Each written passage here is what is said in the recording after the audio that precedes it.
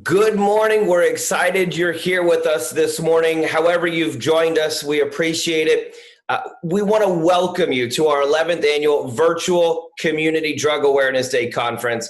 It's a time like no other that we've ever seen, and you know that. So we're excited that you're here. We're thankful you're here. We're going to have 2 action-packed days of fun and great things for you to learn so we can continue to help our community stay drug-free. So thank you for your help out there. So the training today was designed around the substance abuse and mental health challenges facing our community during this pandemic, or epidemic.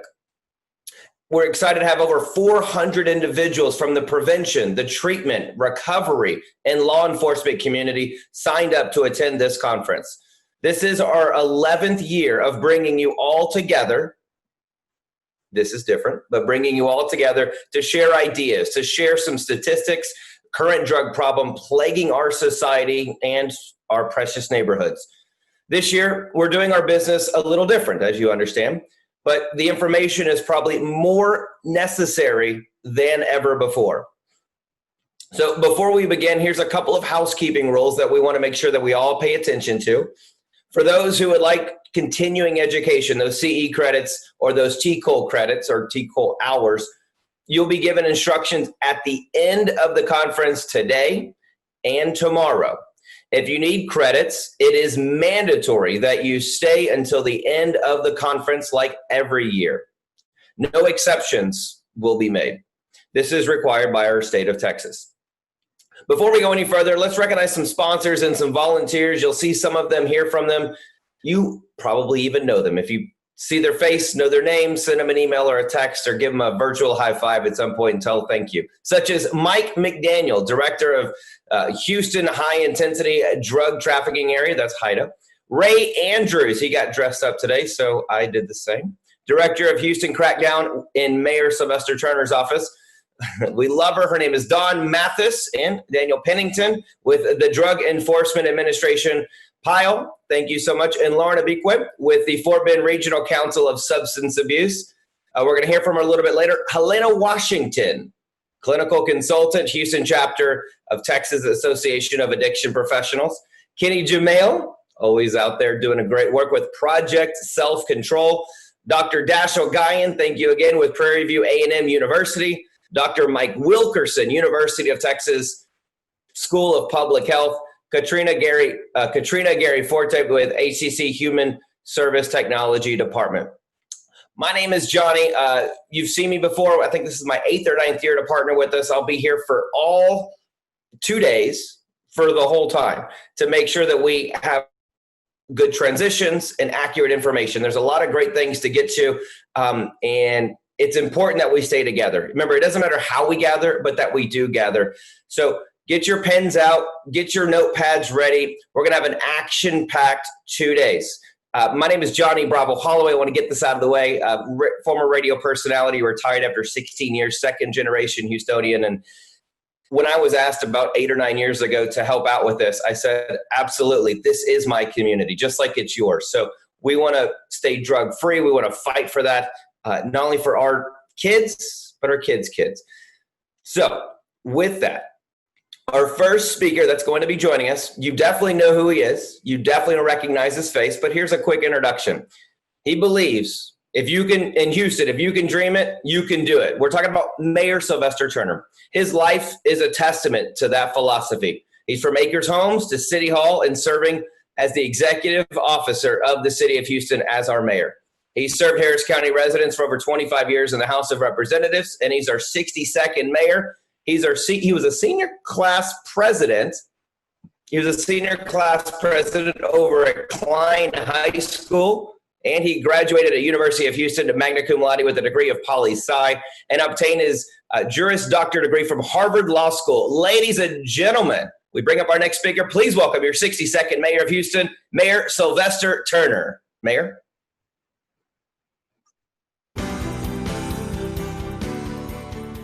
Hello, I'm Mayor Sylvester Turner. Thank you for your ongoing support of our efforts to address substance use disorders, especially during this pandemic. Many people are facing new stressors as they move through this new normal, and may fall on drugs or alcohol to manage. That's why your work is critically needed right now. Community coalitions, public health departments, and local prevention organizations play an important role in ensuring that the public's health and safety is maintained and harm from alcohol is minimized.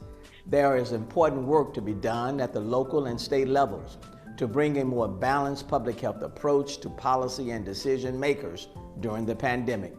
Today's conference focuses on the impact that the coronavirus has on substance use. Conference tracks will provide insight on key areas regarding the quality of life in our city and throughout our region. Specifically, the association between the coronavirus and mental health, the impact of coronavirus on the homeless, and the implications of coronavirus on addictive behaviors in general. I commend you for the work you are doing in making sure our community is getting the help it needs. Best wishes on the 11th Annual Community Drug Awareness Day Conference.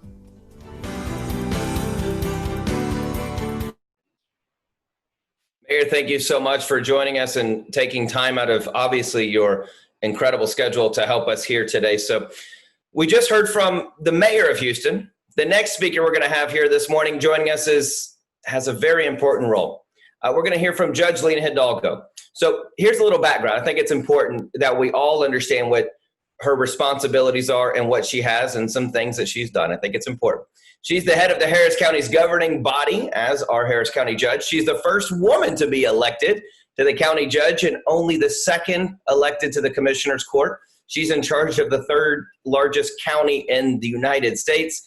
She celebrated the American dream from Colombia to Peru to Mexico City. Miss Hidalgo and her family moved to Houston when she was 15. She became an American citizen. She graduated from Seven Lakes High School over in Katy ISD, Stanford University as well. Ladies and gentlemen, she has a degree in poli-sci. She was also accepted, I think it's important to know, at Harvard University's Kennedy School of Government and the New York University School of Law. A great mind and doing great work in our city. Ladies and gentlemen, please welcome your Harris County Judge, Lee Hidalgo. I'm Harris County Judge Lee Hidalgo, and first I want to thank you for the work you do. I know that drug use is a tough challenge, but we're not powerless against it. Like our response to COVID, to all disasters, we have to focus on the research, on the data and the science, and the research is very clear when it comes to substance use. It is not a moral failing, it's a disease of the brain that can be prevented and treated and recovered from. And that's why it's so heartening to know that such a diverse group of people is coming together to share creative approaches and to talk about what's next in this challenge. In Harris County, we are right there with you.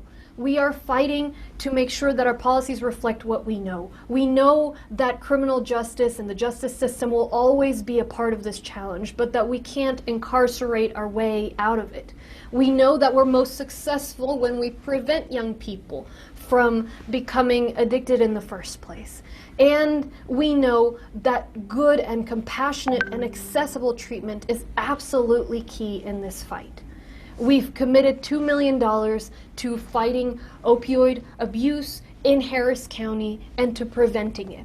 We've worked to reform our criminal and juvenile justice systems so that nonviolent folks who are accused of drug use are diverted and met with treatment instead of jail time. And we're fighting to ensure that our law enforcement community and our first responders have resources at their fingertips that they can easily connect people with who have substance use issues. We're going to keep fighting, and there's more work to do.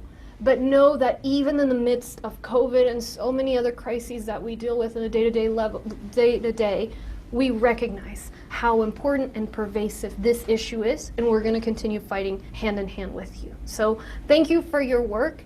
Thank you for including me. Judge, thank you so much for your time. You know, we heard from the mayor of Houston. We heard from our Harris County judge. The next person we're going to hear from this morning is a special agent. You may know. He served 21 years with the United States Drug Enforcement Administration.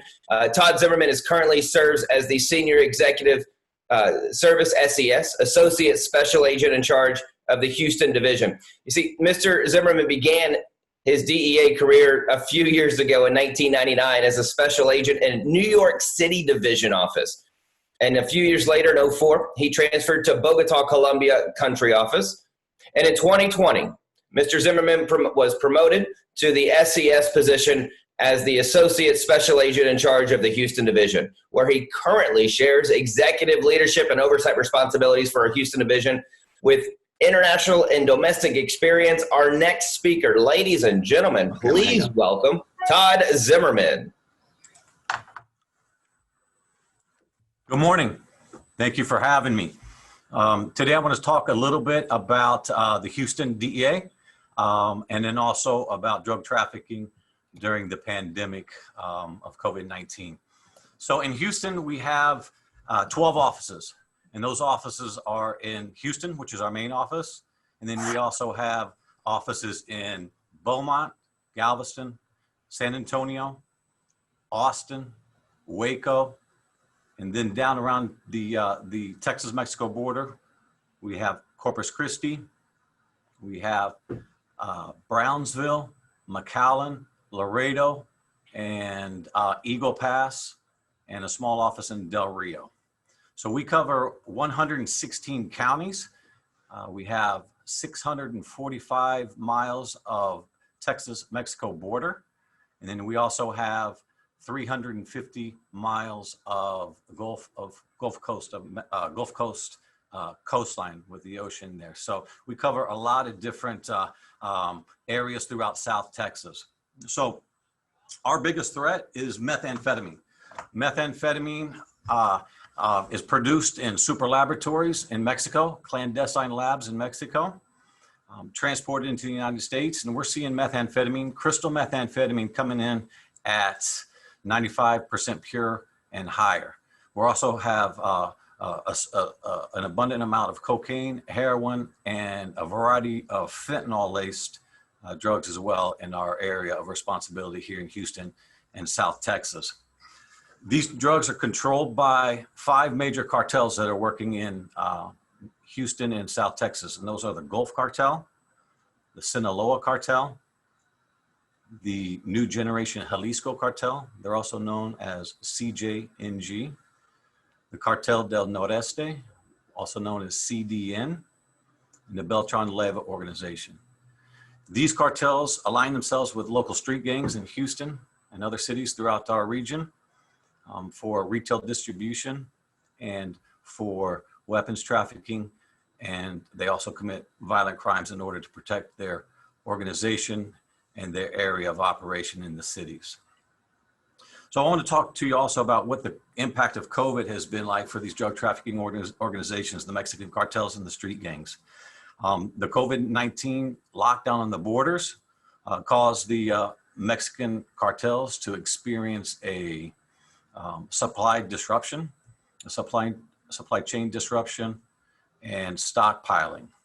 So prior to COVID, the cartels would use passenger vehicles, pedestrians, and they would use commercial vehicles to transport and smuggle the drugs across into the United States. So with COVID, they had to adapt because once the borders were locked down, we saw 75 to 80% decrease in passenger vehicles and pedestrians crossing the border. So what we did was we started focusing on the commercial vehicles, the tractor trailers, and that's exactly what the cartel started using, was tractor trailers to bring across bulk quantities of drugs into the United States. So the cartels had to adapt. They're using commercial vehicles on a regular basis now, and like any other environmental crisis or catastrophe, such as hurricanes and floods, and in this case, COVID-19, it initially strains the drug supply chain, but then they adapt and then they start to overcome that, just like a legitimate business. When a legitimate business is faced with those type of challenges, because they got to produce and they have to make their money. So that's what we've been seeing. All are forced to work harder and smarter when confronted by these type of restrictions.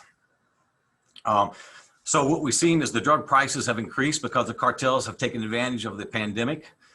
We've seen methamphetamine rise 50%, a 50% increase in methamphetamine here in Houston and South Texas. And then we also saw throughout the region a rise in cocaine, heroin, and fentanyl-laced type drugs as well. So the cartel has increased their prices here in Houston and in the South Texas area. What I want to talk a little bit about too is the dark web. So the dark web is it's the internet. It's kind of like Amazon, where you can order anything you want and it gets delivered to your doorstep.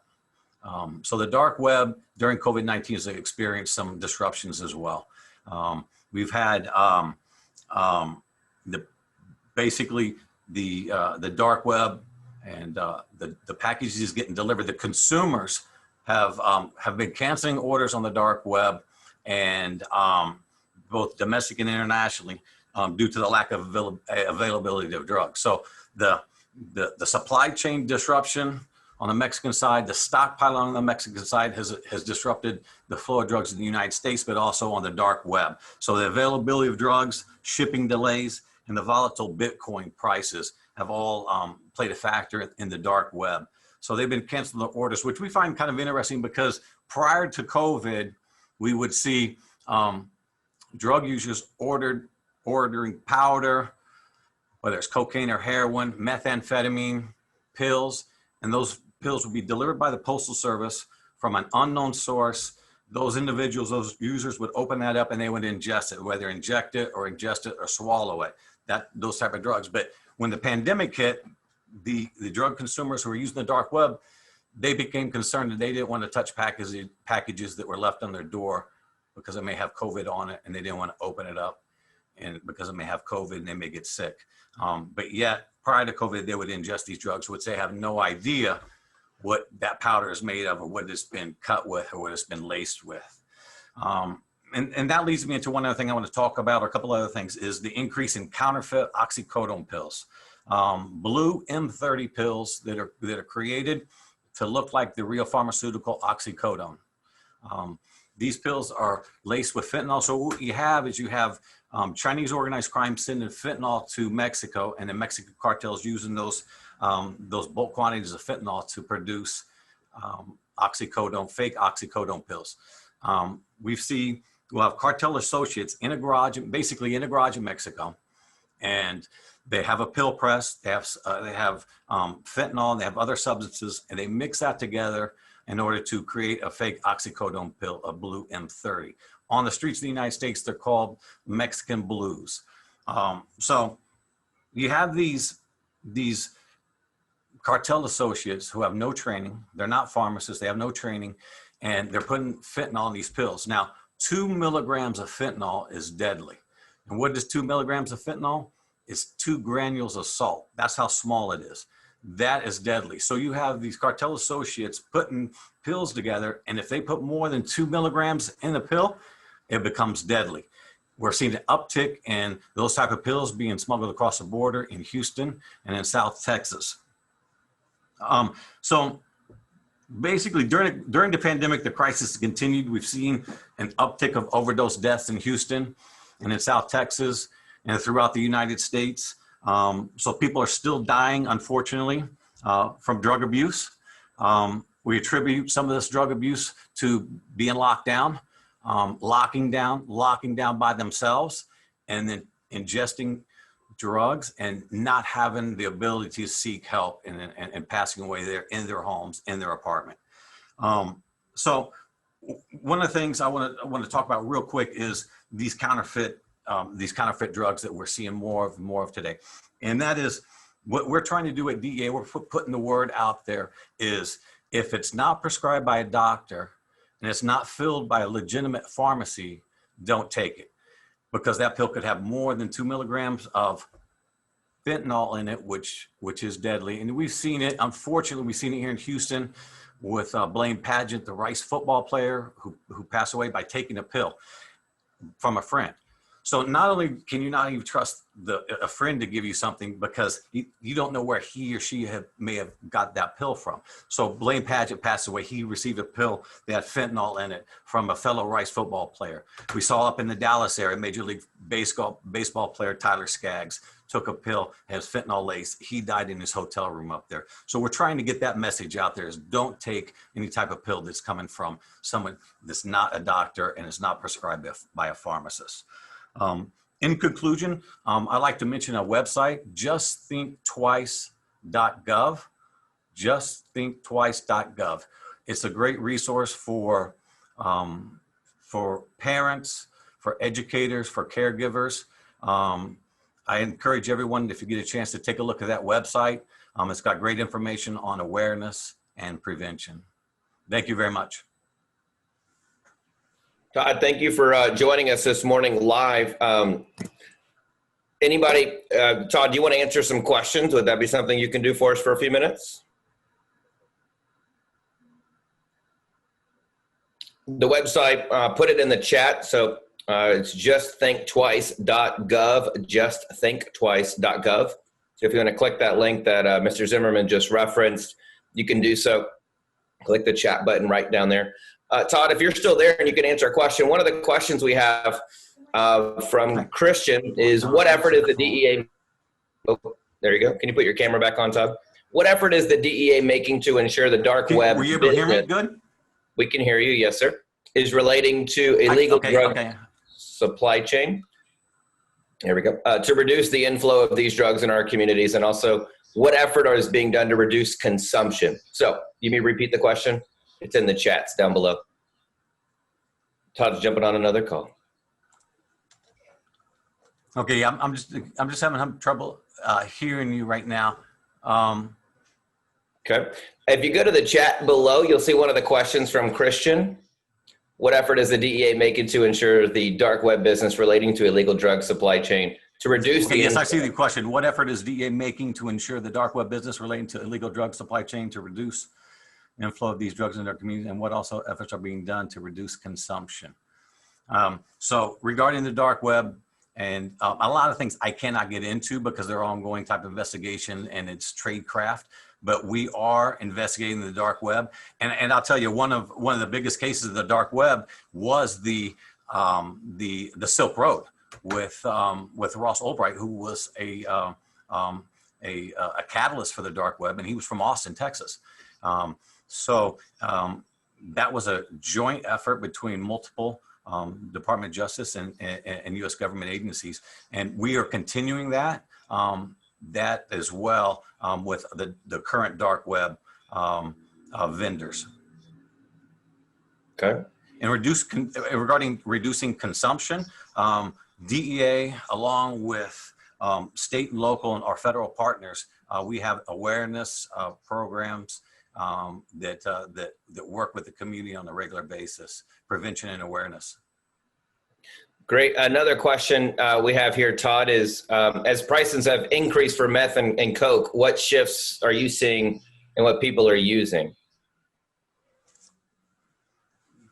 So as prices have increased on meth and coke, what shift are you seeing in what people are using? So it seems like everything is circular when it comes to the drug consumption. Heroin was big at a time. Cocaine was huge at one time. Pills became a kind of a go-to drug because the stigma wasn't there. People were not having to go to a dark alley and buy those off the street. So what we were seeing was the opioid crisis started from that. Now we're seeing a shift into crystal methamphetamine because it's high potency. Normally the prices were low. It was cheap to get, but now the prices have been inflated due to the pandemic. The cartels are taking advantage of that. So we're seeing more people trying crystal methamphetamine not only throughout Texas, but throughout the United States. Okay, we'll have time for a few more. One of the questions, when you see it below, you see the chat and then go 3 over to Q&A. That's where you want to type those questions. Sorry, not in the chat component. What effort is the DEA making to involve the communities on see something, say something basis? From another one from Christian. That was a good question. Which question was that? The most recent one at the bottom. What effort is the DEA making to involve the communities in the See Something, Say Something? So we have the DEA in Houston, we have a demand reduction program and a coordinator, a prevention and awareness team here. And they hold events on a regular basis. And I encourage anybody that wants information regarding that, just to reach out to the Houston DEA office, and we'll be able to provide that information. Cool. Angela asked, do you think that the anti-opioid media has influenced a shift to amphetamines? Maybe that because they're believing amphetamines are less harmful than opioids. Let's see. I don't see that one. Which? It'd be from Angela. Oh, I see. Okay. Do you think the anti-opioid media has influenced a shift to amphetamines? People are believing the amphetamines are less harmful than opioids. So what we see and what we hear from users is in our outreach and our preventive teams, that they see that people, they're not looking to take something that's going to kill them, obviously.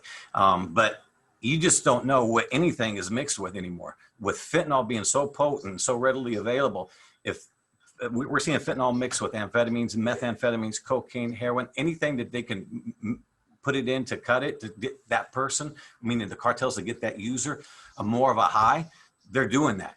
And when they do that, the risk of overdose and death skyrockets. So I don't think people believe the amphetamines are less harmful than opioids.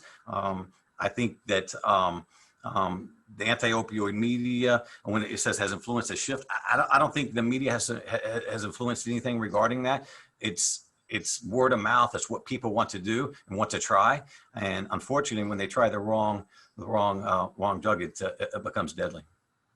Cool. Yeah, I didn't want to get into the politics of it. Thank you for clarifying that.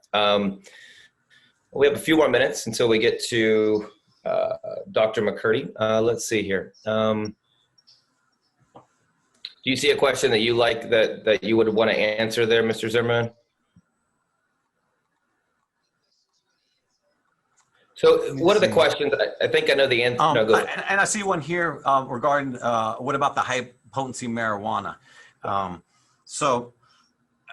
Marijuana is still a federal crime, but we don't have a lot of marijuana investigations in Houston. And I can speak for other areas. I can speak for Colorado, where it's legal in Colorado and the high potency is basically through the roof. The THC is through the roof, but it's still dangerous as well. I mean, obviously, it's like, it's like alcohol. If you're driving while you're high, you have there's more propensity to become involved in the wreck. Whenever your mind is altered, there could always be a problem, or there could always be an issue when you're in a state of or under the influence, whether it's alcohol or drugs, marijuana. Okay. I'll say, I think the last one, unless you find one that you like, Mr. Zimmerman, but what's the most used drug in the Houston area with juveniles? Yeah, that's a great question. What's the most used drug in the Houston area, especially in the juvenile population? So the most used drug in the Houston area overall is crystal methamphetamine, but on the juvenile side is marijuana. Kids are trying marijuana. Unfortunately, marijuana is a gateway drug, so it leads to individuals trying something to get a better high. So in the Houston area, crystal methamphetamine overall, but for kids, it's marijuana. That's wild. Mr. Zimmerman, thank you so much for your time. Thanks for staying for a Q&A for 10 minutes to help answer questions. You'll see that right below. You'll see the chat, and then you'll see the Q&A portion, and that's where we're reading those questions from. So thank you again. If you are sitting at your house, wherever you are, give them a virtual high five. Woo! Clap for them. Mr. Zimmerman, thank you again for joining us this morning. Congratulations, and thanks for your 21 years of service with the Drug Enforcement Administration. Special Agent Todd Zimmerman, thank you again, sir. Thank you for having me. So, ladies and gentlemen, we are going to ask that you sit tight. We're going to ask that you get your notes out, type whatever it is, because our next speaker is going to have an action-packed hour of data for you and information. She's wonderful. You see her. Well, you will see her in a minute. I can see her. We're going to see her here in just a minute. A quick background before we toss it over to Dr. Cheryl Mccurdy. She's an associate professor in the School of Public Health at the University of Texas, Houston Health Science Center. Over the past 17 years, she has worked on harm reduction and recovery among people who use heroin in Tanzania. These efforts led to the first public medically assisted therapy MAT clinic on the African continent, which is wonderful work. Her Fulbright research examined differentiated recovery experiences for Tanzanians in the MAT and sober houses. And in 2018, she served as an expert group member for the Global Commission on Drug Policy, supporting the work of the West Africa Commission on Drugs, which is WACD. That was to develop the drug law for West African countries. Great work, incredible stuff. Ladies and gentlemen, please welcome our next speaker, Dr. Cheryl Mccurdy. Hi, everyone. Thanks so much for having me. I really appreciate this opportunity to talk with you. It's an incredible honor. So I wanted to just be able to share my screen with you and start talking to you right away about my experiences. And I realized as I started putting this together that there might be a little bit of, every once in a while, a little bit of confusion, because I've been involved since Hurricane Harvey in recovery efforts with that also. So in that recovery world, so I'm talking about that recovery world at one point, and then I'm going back into our recovery world. So I'll try to be really clear about that as we go forward. So let me share my screen.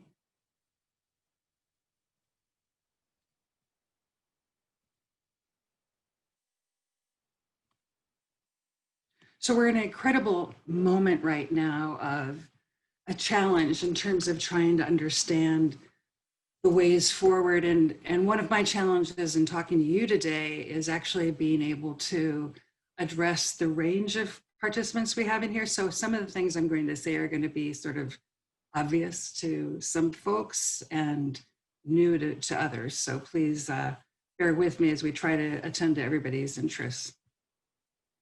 So we're going to have just a quick overview. We're going to talk about the local crisis of Hurricane Harvey and the lessons that we might learn from that, and some lessons from global settings, talk about COVID-19 right now and substance use, then move on to isolation and stress, which are huge factors that we all understand a little too well. And then think of new ways for fostering care and support that builds on the information that we've learned from the other crises that have happened. So in terms of what's happened locally, my study was looking at low-income African-American communities and how they made decisions after the hurricane. And we looked at two different communities, one that had only experienced one Hurricane Harvey and others that had experienced more.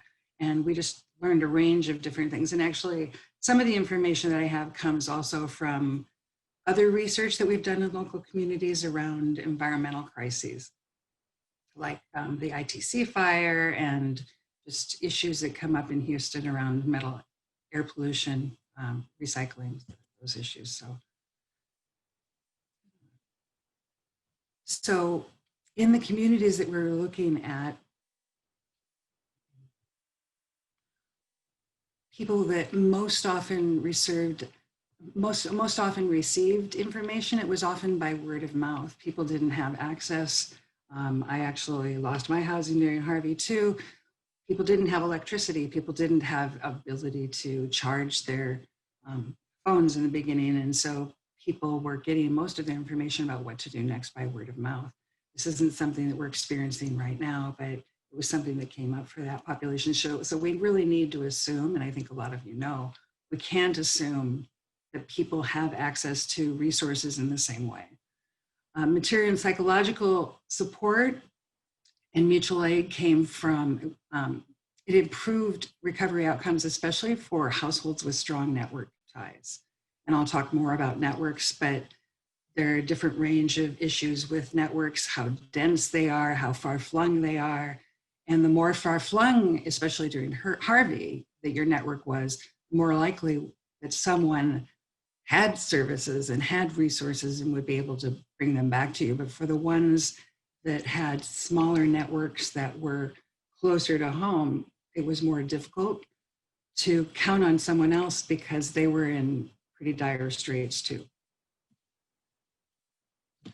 So factors that came up that were really, negative factors that affected people's capacities for how they were going to make decisions and recover were mental health issues. One of the things that came up even at city meetings that we went to that were actually asking folks, in terms of housing, what they needed. Mental health issue is just a major issue across it. And somatic illness, and by somatic illness, we mean the manifestation of illnesses that are often linked to psychological pain. So, maybe someone's feeling a stomach ache, but it has a lot to do with all the other issues that they're dealing with, and they might not be having them if they weren't having those other psychological issues and demands that they were experiencing.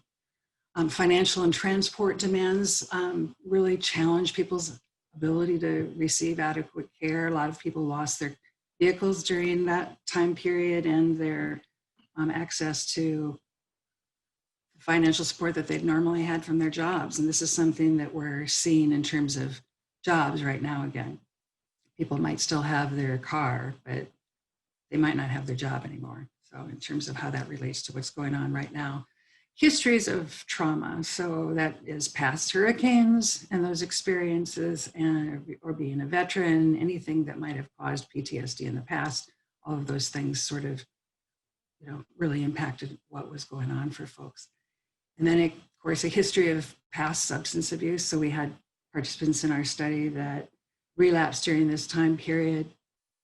Not surprisingly, a great period of stress. And then experienced their past or current incarceration. And part of that was, one of our participants really had a difficult time with trying to access records because of the flood, but also because he described himself as a felon who had lost his license. He hadn't been able to keep up with it. And actually, as time went on and we spent more time with him, we really discovered that he couldn't read.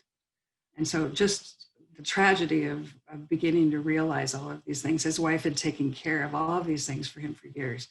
And she had passed away, so he didn't have anybody to help keep him up. And so we were able to help him find a birth certificate and start getting reconnected to society and start getting services. But we have to think of a range of things that people are experiencing and that they need. So one of the really critical things that we learned in this period was that mutual aid networks of people in these communities shrank. And this is really devastating for a lot of people.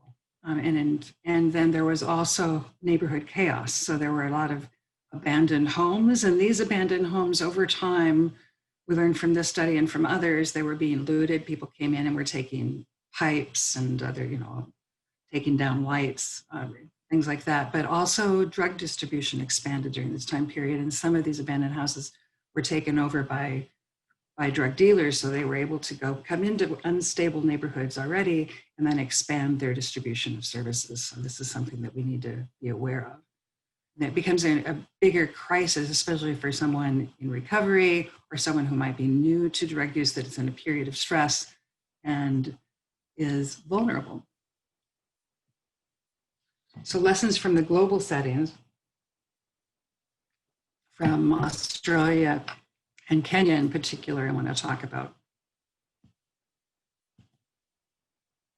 In Australia, there was a heroin drought in 2001. So this supply chain was disrupted. And what happened was the purity of what was available became lower as people began to cut the substances they had and make sure that they could keep their price point. And the availability went down too, and the prices went up. So all of these things really affect the ways that people practice their drug use and their ability to access them.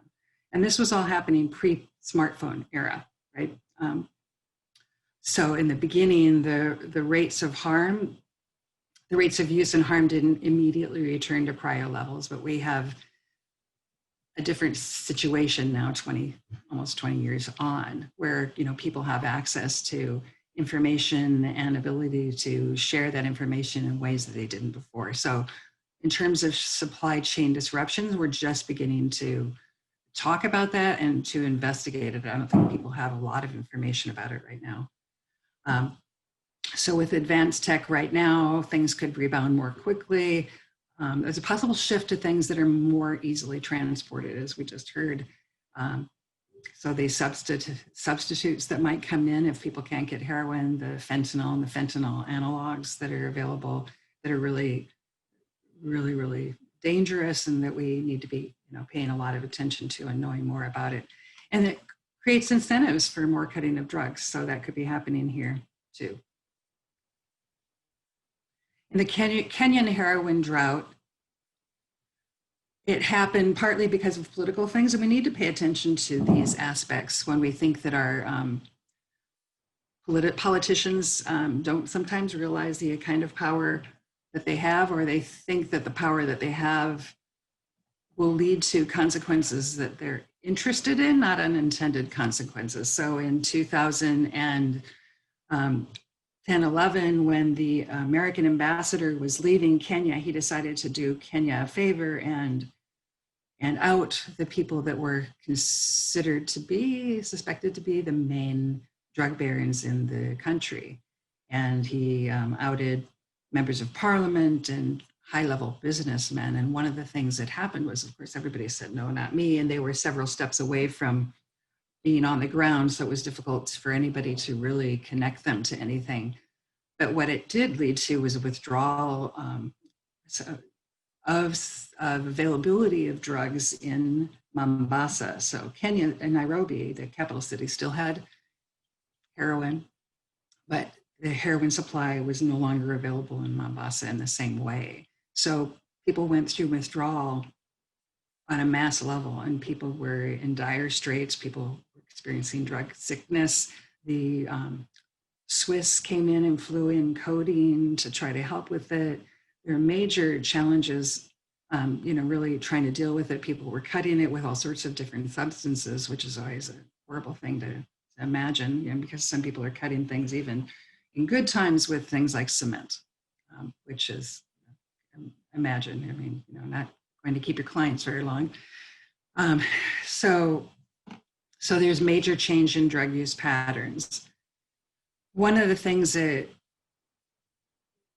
I'll wait a second to talk about that. So there are challenges to the heroin market and for when, the drugs actually come back, because once they're established in a community, they come back, they don't go away.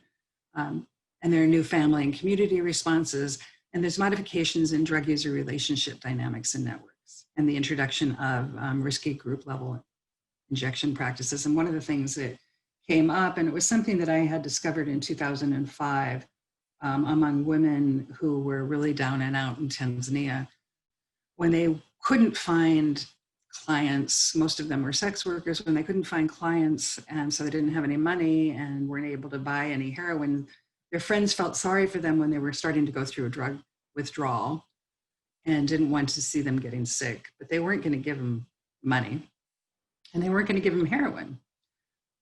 But they did want to help them. So the practice, in every country during different generations, there's different ways of practicing the ways that you use drugs. And in Tanzania, the typical way that people inject heroin is they inject it once into their arm, pull back a whole syringe of blood, so they see the syringe is full. They push it back in, they pull it back out again, and they push it back in the third time. And they say, then you can really feel the steam come into your head and you get the best kind of hit that you possibly can. Well, what the women did for their friends who were going through withdrawal, they, instead of injecting these 3 times, they just pulled back. After the first injection, they pulled back the whole syringe of blood and handed it to their friend so their friend could inject that whole syringe of blood into their arm. And they nodded off like they just got a hit.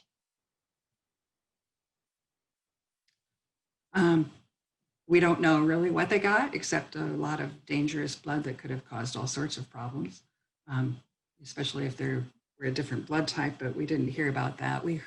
People in the field that saw them said they nodded off like they just got a hit of heroin. So when So this is what people were doing when they ran out of heroin in Tanzania in 2005. By 2006, it had spread to Zanzibar, this practice, and it had gone up to the Swahili coast. When the drought happened in Mombasa, people started using flash blood to try to spread the little bit of heroin that was around and share it. So we see in desperate situations, in desperate times, people resorting to desperate measures. And we have to realize that in times like this could be happening here. And actually, flash blood is something that has spread. In 2010, when we had an article about it in Addiction, one of the major journals in the field, the New York Times, my program officer at the National Institute on Drug Abuse had contacted the New York Times, and they decided they wanted to feature it in the science section of the New York Times. And Nora Volko, who is still the director of NIDA, was interviewed. I was interviewed. They, talked about how incredibly dangerous this was and how it shouldn't happen. In blogs here in the United States, people noticed and paid attention to it. And in drug user blogs, one of the last responses that I saw in 2010, so that article came out in the middle of July in 2010, so we're talking 10 years ago, that the last entry into that blog that I noticed was someone saying, "How long do you think before that gets to the United States?" And I just was horrified, to be honest, and just thought, no, that's not going to happen. In 2017, I got a phone call from a reporter who was investigating a situation in Connecticut where the police had pulled over a young woman with a van, and when they had opened up the back of the van, they found it full of blood-filled vials, and they didn't know what to think.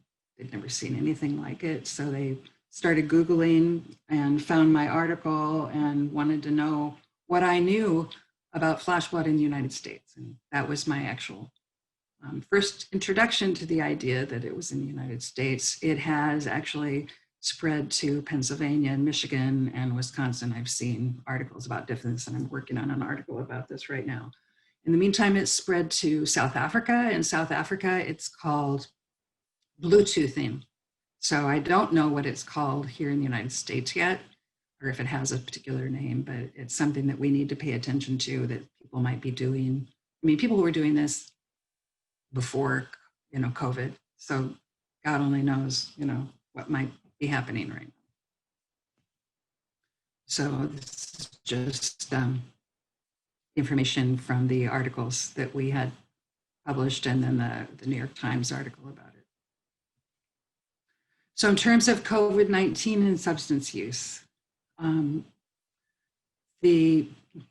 PWOD, people who use drugs related COVID-19 concerns that people have talked about, Nora Volko, the NIDA director, had put something out actually pretty early in the Annals of Internal Medicine that talked about the dangers of compromised lung function related to poorer outcomes that people who use are more likely to have, especially people using opioids. And so they have the lowered respiratory rate from their use of opioids, but also people who are on methamphetamines, and also people who are vaping, God knows what, and people who are smoking, anything, are going to have compromised lung function. So they're going to have poor outcomes with COVID.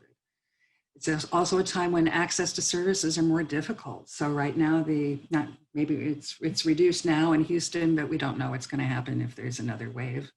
The emergency rooms might be full at the point in time when you want help, when somebody needs help. The demand for emergency medical services goes way up. There's reduced in-person services, and there's more stigma associated with this. There's always stigma associated with drug use, but people might feel less inclined to reach out and feel more concerned about the stigma that they might experience. So there's perceived and received stigma. People, worried that if they show up in the ER, that they're not going to be a priority at all. And it could be true. There are lots of things happening in the emergency room these days. And I think people feel that way generally, let alone with a drug use issue. And then on top of that, we have for this community unstable housing. So not only the homeless, but people who are losing their housing, are losing their jobs. So they're in unstable situations and likely to be in situations where they're more likely to be exposed to COVID because of that. And then people who are in prison and jails are having, some of the highest rates of exposures to COVID-19. So things for us to be thinking about. India's the lockdown across the world it has led to a number of different sort of situations. India, South Africa, Thailand, Greenland have enforced alcohol bans during their lockdowns. And the crisis within India itself led to a number of suicides. And they're being attributed directly to withdrawal symptoms, to people's confusion and the pain that they were experiencing as they were going through alcohol withdrawal. So this is something that we need to pay attention to, even though, alcohol use there was nothing probably compared to what it is here or in the UK. Only 14%, 14.6% were using alcohol, but 90% of those were considered dependent on alcohol. So for people who are alcohol dependent, these are major issues that we need to pay attention to. And during the time of COVID, I think a lot of different countries have made it more simple, easier for people to access alcohol outside of a bar. So they're trying to make sure that people aren't exposing one another in situations like bars, but at the same time, they're enabling people to drink at home and more easily and to access alcohol more easily, to drink at home. And being at home alone drinking is a major issue, and it isn't something that's been studied much. So there's actually researchers out of Australia that are saying that over 50% of, I think it's almost 61% of the people who drink in Australia drink primarily at home. And so these are things that, we've seen switches here, even if people were considered themselves more, quote, social drinkers that drank in community. Now they're drinking more at home, and we need to be paying attention to the issues that might come up with that. And, this is tied very closely to, suffering that's, goes with increased vulnerability and poor health and mental distress, so that we're all experiencing increased mental distress during this time period. And we need to understand that drug use and alcohol use, not that alcohol isn't a drug, it is, but I just want to say it to point it out, is that use can become more problematic even if it wasn't before. And it can become a coping mechanism during a pandemic like we're experiencing. So we have all sorts of issues that are coming up in ways that they didn't come up before. And one of the issues that these authors are talking about is the need to, especially these guys are actually focusing more on what to do in terms of the opioid epidemic, because they want to encourage that people are not going to the clinic as much as they used to. So they want to have people engaged in telehealth if they can be, but that's just not an option for everybody. And especially if people have been picking up a methadone dose often. So they're saying, no, we should give people take-home methadone, and then we should be engaging in a number of different sorts of things to encourage proper use and make sure it isn't being diverted or isn't being overused. These are all things that are incredibly problematic and that we need to discuss and think about. So isolation and stress, I think we've talked about it a little bit, gotten a little ahead of myself. So people are frequently turning to substances to alleviate their negative feelings. People in recovery, especially, and I'm talking about drug recovery, not hurricane or another disaster recovery, but we actually, I think disaster researchers would say that we're in a different phase of a disaster right now, and I can talk a little bit more about that. So we're not in the beginning stages anymore of a disaster. We're settling into a new phase in our pandemic. And it's going to change the ways that we think about what's going on and how we're handling our mental health issues and just the stress that we have. And this is, people face, heightened urges to use substances and a greater increased risk for relapse. So emotional support is really critical for individuals and communities' well-being. And we just can't say enough about that.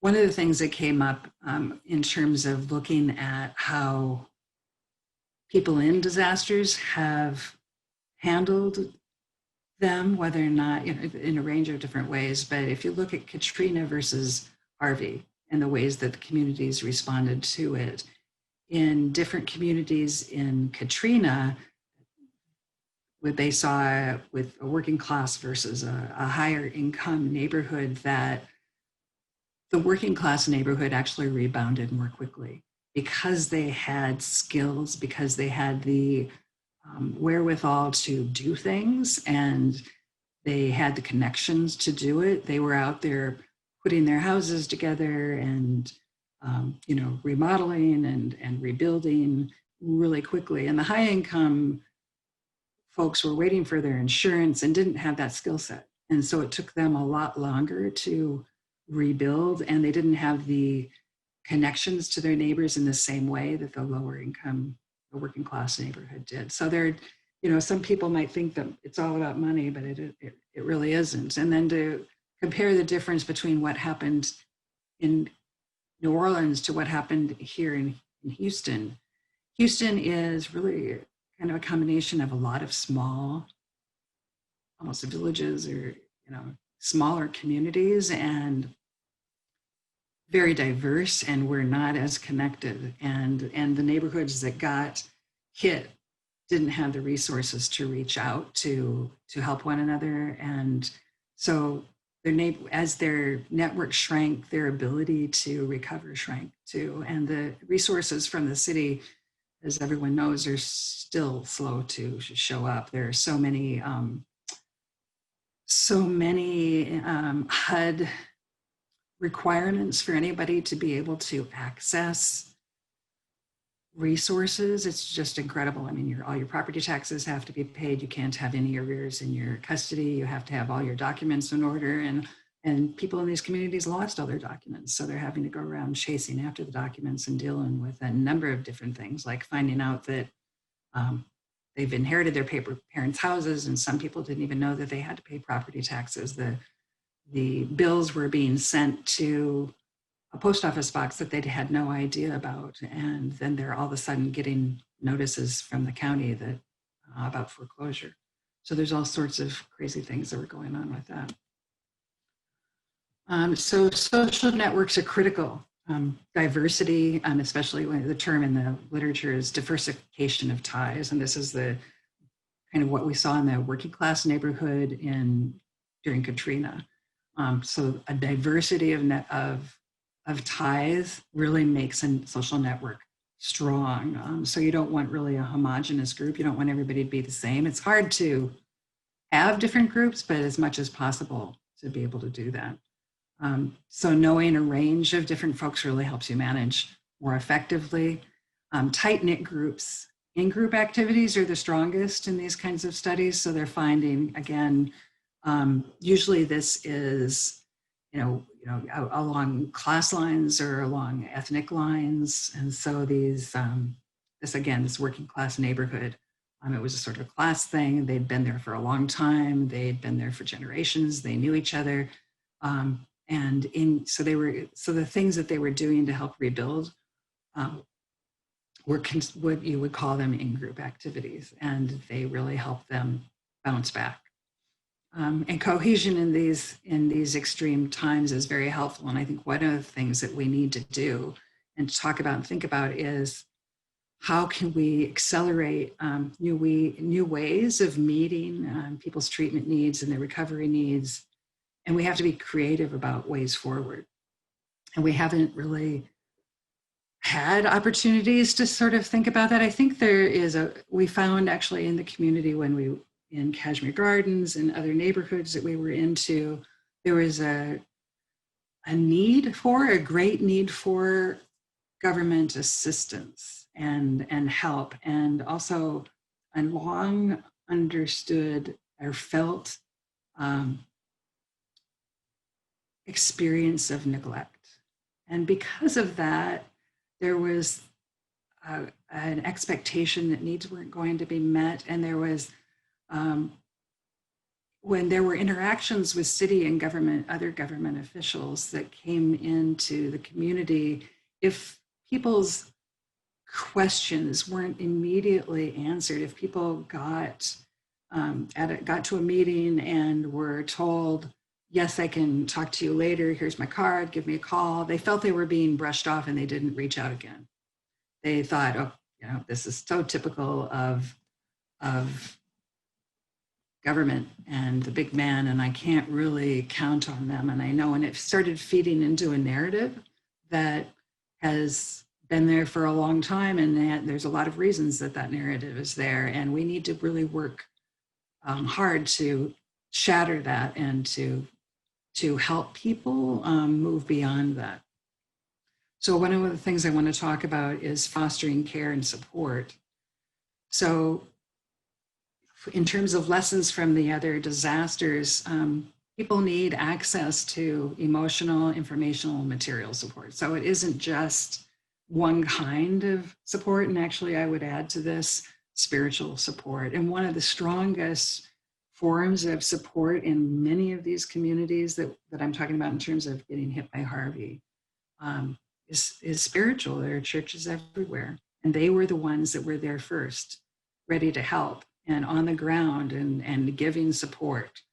They weren't always technically skilled in ways to do it, but they were there. And that's one of the things that really matters more than anything, is to actually show up and be there. So people need emotional support, spiritual support, informational support. So people need to know where to go to get help. So in terms of us, it's, where do you go to get emotional support so that you don't relapse, or when you're feeling like you might want to be drawn into substance use if you haven't used before, or if you're feeling that you want to increase your use. How do people get emotional support, and how do they get the information they need to be able to understand that this might be a problematic thing for them, not the best way to approach the pain that they're experiencing, the problems that they're facing, and material support. In the hurricanes, it's actually, needing to have shelter, but people need that now too. People need access to things. People are actually needing food. So people are worried about their unstable housing. People are, there's a crunch time now. I'm starting to hear from members of the community that, they might have housing, but because of jobs and because they're, the temporary services and funding that was coming in for a while, that $600 that people were getting is gone, that their food is running out.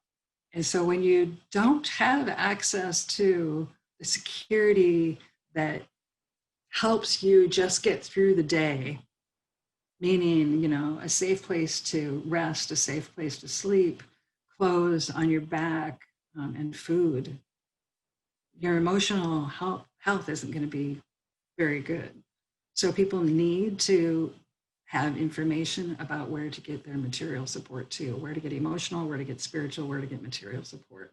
And that support can be formal, and the government is a huge part of this. Insurance, Medicaid, Medicare are huge parts of it. But one of the things that I really want to try to bring home is the informal is also is equally important. And one of the things that we can learn from my Tanzania research is that, it's people there have for many, many years, I mean, actually decades and longer, there have been, when people have moved from their rural areas into cities, mutual aid support groups that provide all kinds of support to people that the government doesn't. Before there was a government, before the government paid attention to Africans, when it was really just there to deal with, really the needs of the white population, of the officers and the missionaries that were there. So before independence, during that time period, people from different communities would create mutual aid societies, and they would be often ethnic or from a particular locale, which also often was ethnic. And they would have ledgers and keep lists of who were members, and they had, elected officials, and they provided services around times of need. So they were there, they collected fees and contributions if there was a funeral, if there was someone in the hospital, if there were, it's going to be a wedding, people would have repeated meetings. So, I mean, usually when I'm in Tanzania, I'm often invited on a Sunday afternoon to go spend time at one of these mutual aid groups that's getting ready for somebody's wedding. And they're meeting for months. It isn't something that is like here, a mom and dad help, or you're just doing it yourself. It's the whole community getting together, and, somebody's throwing in, I've got access to this place, I've got access to that. I'll provide all of the music, things like that. Well, the drug users in the communities have actually formed drug using mutual aid groups, and they function in the same way. So when their network around their family starts shrinking, they spend more and more time in the drug user mutual aid groups, and they can go there to get help that's where they hang out often, and where they're injecting. They find out where they can get their next dose, where they can get whatever that they need. Or they can go get help if somebody's going to the hospital and somebody's sick. They can gather money for that. They can gather money for, just recently, one of them passed away, so we contributed money for that funeral to give to the family. Someone got married, the same sort of thing. Somebody has a baby in the group, the same thing. So people are gathering together. They almost always follow Robert's Rules of Orders. I've been at a beach group with a bunch of people who were actively using, and they, all of them were trying to talk to me at one time, and the leader of the group was like, stop it, you're supposed to raise your hand, and you're supposed to wait, and let's follow proper protocol here. And this was a bunch of drug users hanging out on a beach. So there is a discipline and an understanding of how groups function and how they take care of each other. And this has also gone on now that there's a more stronger community of people in recovery. The same thing is happening. And so what I'd like to say is that we should learn from the mutual aid societies it's not just Tanzania, it's all over the African continent, and bring them here. And actually it's not just an African thing. There are some in Mexico and other countries where people, sometimes there are savings, savings and loans and credit sorts of associations. I'm trying to advocate really for us to try to help local communities think of ways that they can take care of themselves outside of the government, so that they're not alone during times of, when the bureaucracy is so tied up that it can't provide them with things like when I was describing what was going on in terms of access to all of the housing money that HUD, gave to Houston. The major bottleneck is all the paperwork that people have to get. And there isn't anything the county and city can do about it because it's a federal law. And so until, and when I've talked with Sheila Jackson Lee and others about it, it's like, we need to start working on this so 5 years down the road, these kind of laws can be changed.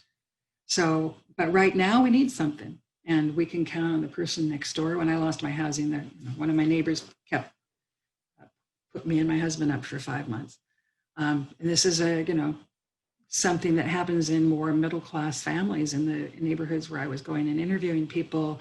They were very proud and didn't want their families to know that they didn't have any housing, so they were sleeping in their car. Some people ended up sleeping under bridges. One woman didn't want to tell her kids. She didn't want her kids to know that she was sleeping under a bridge, so she would go back to her apartment every night and not every night. She'll go there in the morning to meet her kids, and then she'd go home with the kids and take care of the grandkids during the day. And then the family, her kids would take her back to her where her apartment used to be and drop her off thinking she was going there to sleep. And then she went to be with her partner who was suffering from schizophrenia and live under the bridge. And she didn't want the family to know because they disapproved of her with this partner that had schizophrenia. So she chose to live with him under the bridge rather than tell her kids what was really going on. And part of it is, I think, the pride that we feel in our community, the individuality that we have, that we prize here in the United States. And we need to, I think, give that up a little bit. And even though, individuality is, has all sorts of good things, and it's, leading the, we as Americans, have done a lot of incredible things because of individuality and our need and our desire to prove ourselves that way. But we need to work a little more on community and trust and understanding and being able to understand and tolerate other people's views and community. And through that, we are able to build our networks. And this is a really tough time for anybody to build a network when our country sort of is divided as it is. But I really would like to push for something like that. So in terms of informal needs, it's situational. So by that, I mean, depending on the part of the city that you're living in, the kind of job that you have, your personal circumstances in terms of who you live with, what you're, are you married, your own individual experiences of disease that might put you in harm's way or not. And then your network, who is it that you can connect to, and who is it that the people that we serve can connect to, and how can we help them feel more a part of a community? So in terms of building resistance, how far flung are people's relationships? Can we help them build different relationships and networks? Are there people with different skills or circumstances they can connect with? What information can we share from different places? And how often and what ways can we bring in these lessons that we've learned in other places that we could build on? And for ways forward during COVID, I think one of the things that we've learned from disaster research, and one of my colleagues who's done disaster research for the last 15 years says, really for people who are going through a disaster, and I'd say for people like us going through a pandemic, agency is the most empowering thing for people. And I would say for the people we work with that use substances or in recovery, helping them feel empowered and have agency is really important. And we build it by encouraging one another, ourselves, and people who are using drugs and people in recovery to help other people, even with little things like, during a hurricane, it'd be showing up maybe at a shelter and being able to say for 5 minutes a day, this is how the paperwork you have to fill out. It's not staying for a long time, but it's just showing up and doing a little bit of something for somebody else. This sense of agency can really make people feel like they're contributing and that they have something of value to offer other people. And then we need to be, right, that's my time. We need to be creative. We need to think of new ways of doing this. And I've been trying to encourage you by thinking about the ways that that we think of, and just make sure I turn off this alarm, that we think about this. And we shouldn't be constrained by our institutional or occupational frameworks about the ways that we can manage what we're going to do in the next few months as we move forward with COVID and deal with it. And so don't let the frameworks that we normally have constrain our ideas. So thank you very much for listening. And that's the end of my PowerPoint presentation. I'll stop sharing. Are there any questions or comments?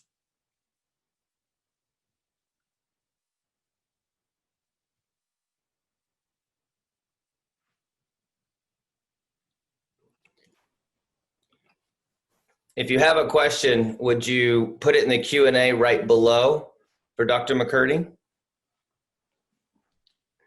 So if you see that, Dr. Mccurdy, and you find a question you like, if you'd repeat the question, then answer it. Sure.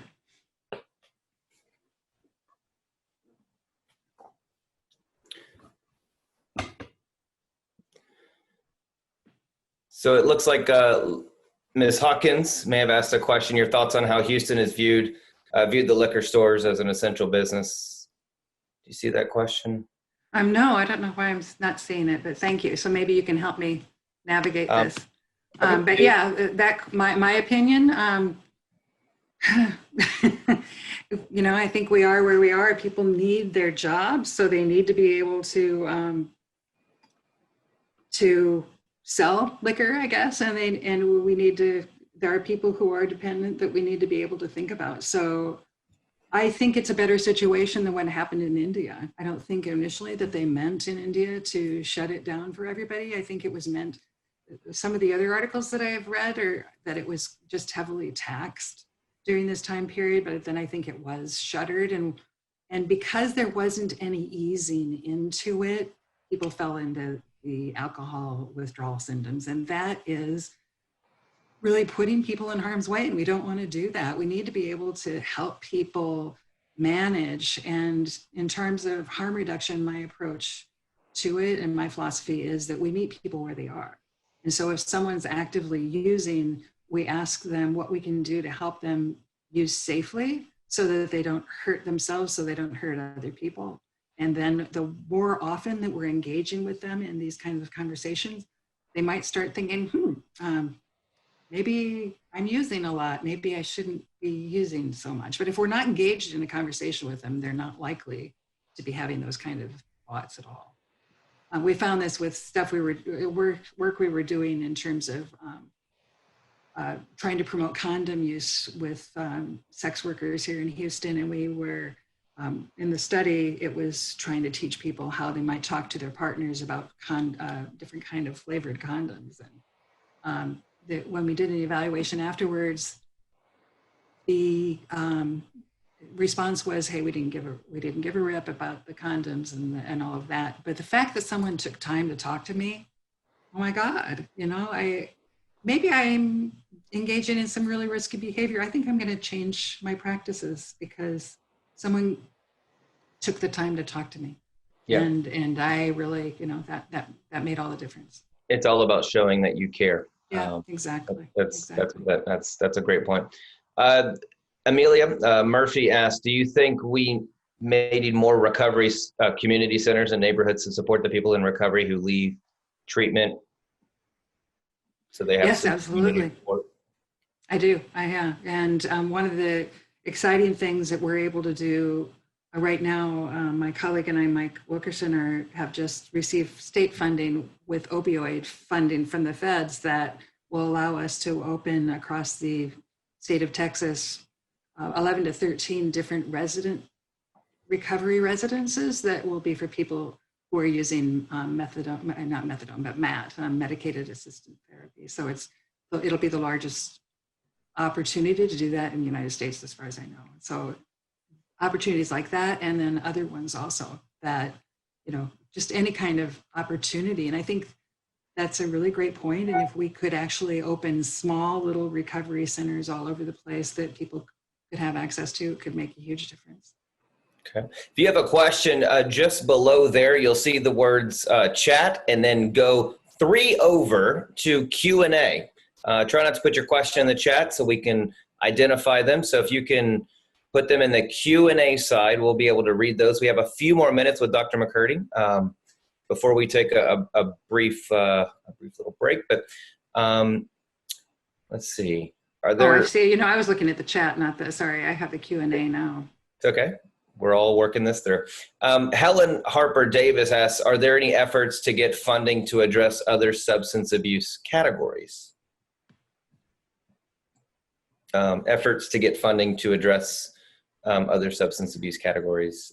In terms of, so aside from opioids, oh yeah, I mean, I have colleagues that are doing work on vaping, and other colleagues who are at UT Austin that are doing work on alcohol. So yes, I think across the board, people are looking. The thing is that when there is a major crisis like, the opioid crisis, that gets all the press, and that's where money gets spent. And so right now, that's where a lot of money is. I mean, they like we heard earlier, it's methamphetamines here at Houston. And that would be great if we could get Congress or, the National Institutes of Health to start sending money for polysubstance use, which is really what the issue is, or, even on meth, that would make a huge difference for us. So there's effort, so there's talking about it, but then there's also getting the feds to actually provide the funding. It's always about getting it done. Yeah. Latravia has another good question. Is there ongoing research for the effects of the crack epidemic?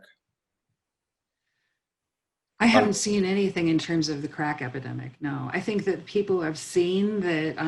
I think what people have seen is that a lot of times these different kinds of epidemics come and go. So the crack epidemic was a huge thing here and in a lot of other cities during the late mid 80s and early 90s. And there were a lot of issues that were brought up about it. But I think what they've seen is that it was sort of something, the way that it's been presented is it phased out in terms of a major issue. And what happened really was there was an epidemic of trying to throw people in jail.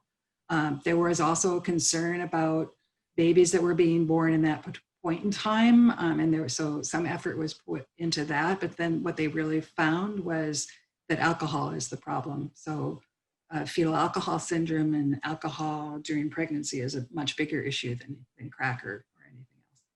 Because it's more common and illegal. No, it's just more toxic. It's all of those things, but it's more toxic. Yes. Wow. Yes. Thanks for sharing. A few more minutes. Christian Amuta, I believe. Kristen Amuta. What is the recommended basic assistance a community member could give a person under substance abuse crisis to save their lives before the arrival of an ambulance? One of the great things that we could all be doing now is walking around with Narcan, so that then you would be able to administer something. And that is something that is available. There's actually a prescription that's available at county and statewide level. Anybody can walk into Walgreens and say, I'd like to have some Narcan, and you could carry that around and be able to use it. So there are lots of different organizations that are providing online education right now about how to use it and when you should use it. So that would be really one way to do it. But I think the other thing is really we should probably create something that's like we used to have a blue book that would be, we could update it, that was for the homeless, that we would be able to share about essential services. We should have something like that that's available on a website where we could, where we could educate people about where they could tell people they could go for help. It's different according to whether or not you have insurance. But if it's an emergency situation, first you need to know whether or not it's opioid or it's something else, and then whether or not Narcan might work, and then yeah, thanks. Dr. McCurdy, thank you so much. Her virtual high fives, yay! Thank you. Wonderful work. Thank you so much again for sharing a lot of valuable information. Thanks for placing your questions in the Q&A down below. Christina Davis, one of our panelists, also says thank you. So everybody out there is appreciative of your time. So what we're going to do now is we're going to take a brief break. We'll be back in about 10-15 minutes or so, just before 10:45. And we're going to hear from Julie Lothrop and some others. So this is a good time to get up, to stretch, maybe do some push-ups, some sit-ups, get some food, maybe a drink of water. We'll be back in just a few minutes. My name is Johnny Holloway. Thanks for joining us here for the 11th Annual Community Drug Awareness Day. Thanks for joining us. We'll be right back in just a few minutes.